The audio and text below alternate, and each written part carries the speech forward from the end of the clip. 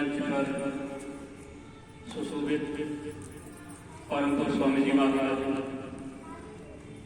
व गुरु प्यारी साध संगत, मेरा आप सब भाई बहनों के पूज्य स्वामी जी महाराज के भैया जी महाराज के चरणों में कोट कोट प्रणाम। बड़ा सुंदर समय है। अभी हमारे सभी भाई बहन शब्दों के माध्यम से परमात्मा की सत्संग की गंगा में स्नान कर रहे थे और बड़े सुंदर ढंग से आप लोगों ने अपने शब्दों को रखा, महापुरुषों की वाणी को रखा और हमारे मास्टर साहब उन्होंने शब्द के माध्यम से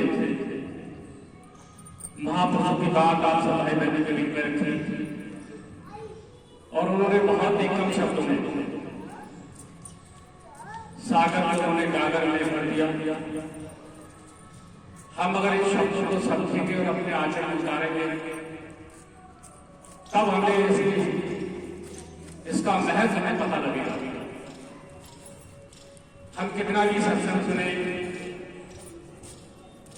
कितने भी बरस बड़े सत्संग सुनते हो जाए,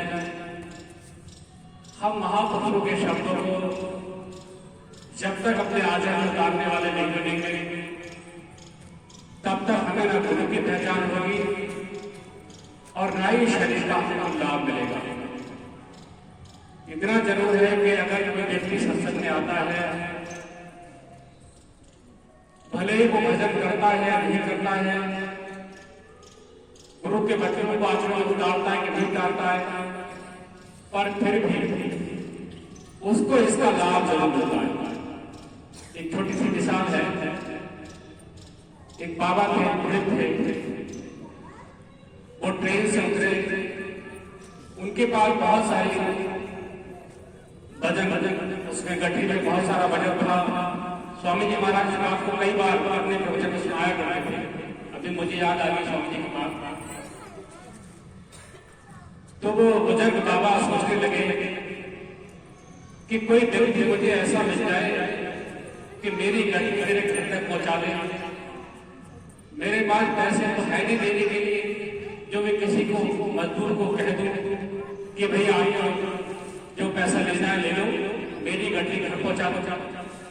गरीब आदमी को पैसा है नहीं, बजट भी इतना है कि घर तक कैसे ले जाऊंगा। तभी जो है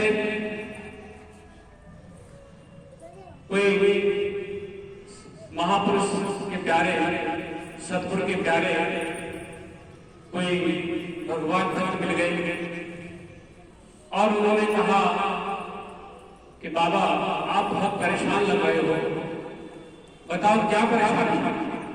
कहने लगे बेटा मेरी गाड़ी बहुत भारी है, अगर घर तक पहुंचा दोगे तो मैं जो है आपका बड़ा आभारी रहूंगा।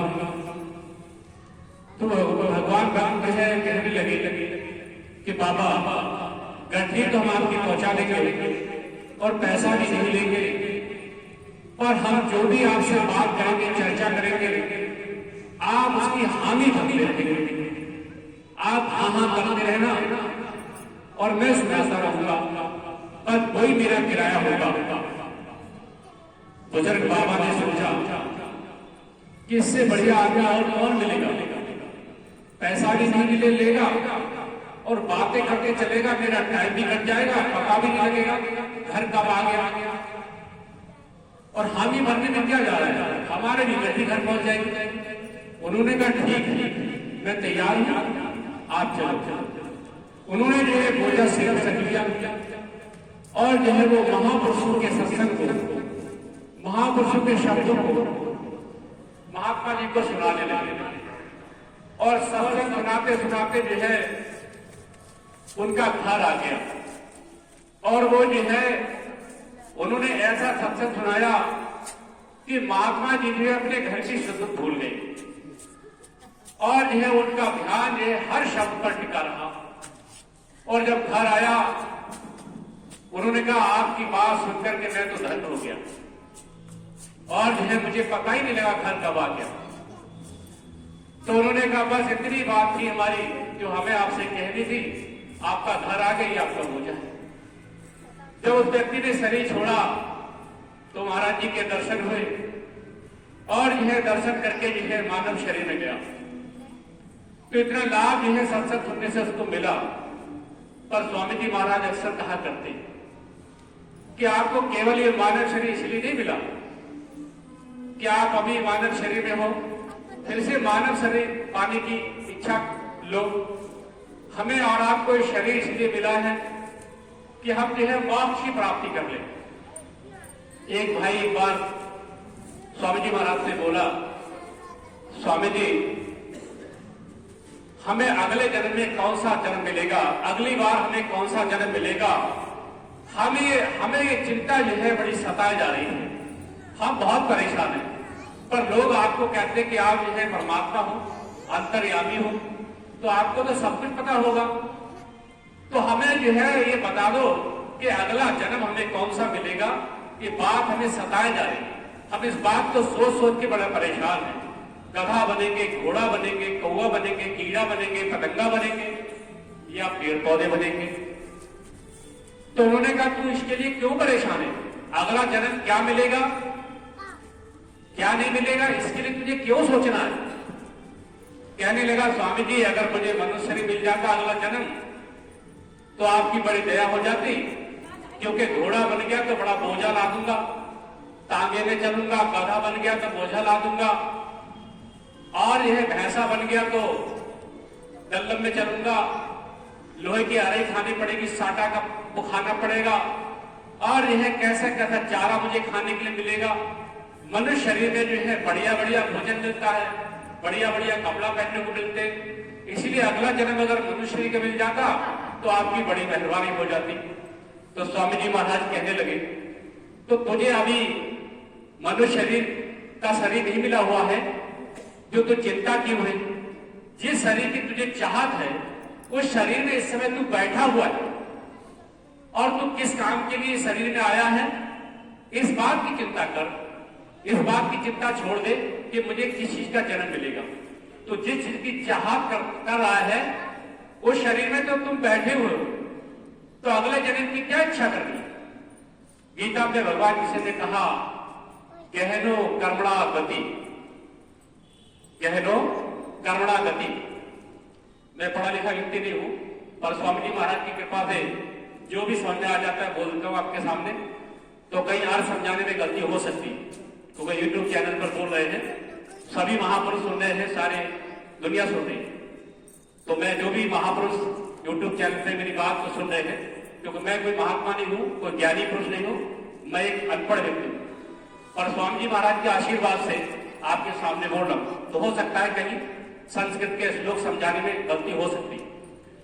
तो स्वामी जी महाराज ने कहा, भगवान कृष्ण ने गीता में कहा गहनो कर्मणा गति। स्वामी जी महाराज कहने लगे भाई तू जिस शरीर में बैठा हुआ है तो जो है जो तू कर्म करेगा उसी गति को प्राप्त होगा। तू अपना कर्म ऐसा कर कि तुझे किसी प्रकार से भी कोई भी शरीर प्राप्त ना हो। इसीलिए तुझे सत्संग में बुलाया जाता है। सत्संग इसीलिए बार बार कहा जाता है कि आप सत्संग में आओ, और जब सत्संग में आओगे महापुरुषों के शब्दों को सुनोगे, आपका जो है संस्कार बनता चला जाएगा। आप हरि भजन करोगे, और हरि भजन करोगे तो धीरे धीरे जो है हमारे जो पापों की गठरी भारी हो चुकी है वो हल्की होती चली जाएगी। स्वामी जी महाराज ने कहा कि जो है एक व्यक्ति बोला, स्वामी जी हम बहुत परेशान हैं, हम बहुत दुखी हैं। लोग भगवान के जो भक्त हैं वो बड़े दुखी रहते हैं, और जो है जो पापी दुराचारी हैं वो बड़े जो है सुखी रहते हैं। तो स्वामी जी महाराज ने कहा